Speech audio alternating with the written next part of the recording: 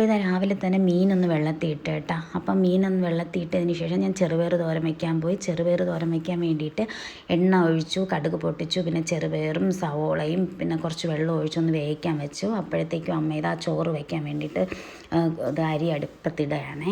അടുപ്പത്തല്ല, കുക്കറിൽ ചോറ് വയ്ക്കാൻ പോവുകയാണ്. അത് കഴിഞ്ഞിട്ട് ഇതാ അപ്പോഴത്തേക്കും അമ്മ എനിക്ക് അയല മീനും കഴുകി തന്നു കേട്ടോ. അത് കഴിഞ്ഞിട്ട് ചെറുപയർ വെന്തു. അപ്പോഴത്തേക്കും ഞാൻ അരപ്പിട്ടൊന്ന് മിക്സ് ചെയ്തെടുത്തു കേട്ടോ. മിക്സ് ചെയ്തെടുത്തപ്പോഴത്തേക്കും നമ്മുടെ ചോറും വെന്തു.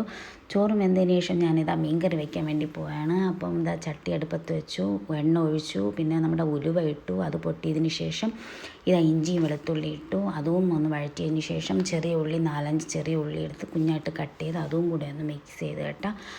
എന്നിട്ട് നമ്മുടെ മുളക് പൊടി ആവശ്യത്തിന് ഇടുക. ഞാനൊന്ന് കുറച്ച് ഇട്ടുള്ളൂ, എന്ന് പറഞ്ഞാൽ കുഞ്ഞുങ്ങൾ എരിച്ചിട്ട് കഴിക്കത്തില്ല, അതുകൊണ്ട് കുറച്ചേ ഇട്ടുള്ളൂ.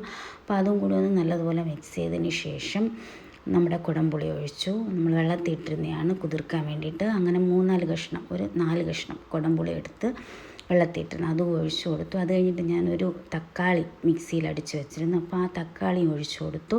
അപ്പോൾ തക്കാളി ഇടുന്ന മീൻ കറിയാണ് ഇവിടെ മക്കൾക്ക് ഇഷ്ടം, അതുകൊണ്ട് ഞാൻ തക്കാളി ഒഴിച്ചു കൊടുത്തു. അപ്പോൾ അതൊന്ന് നല്ലവണ്ണം തക്കാളിയൊക്കെ ഒന്ന് മിക്സായി ഇതിന് ശേഷം ഞാൻ കുറച്ച് ചൂടുവെള്ളം ഒഴിച്ചു കൊടുത്തേ. ചൂടുവെള്ളം ഒഴിച്ചു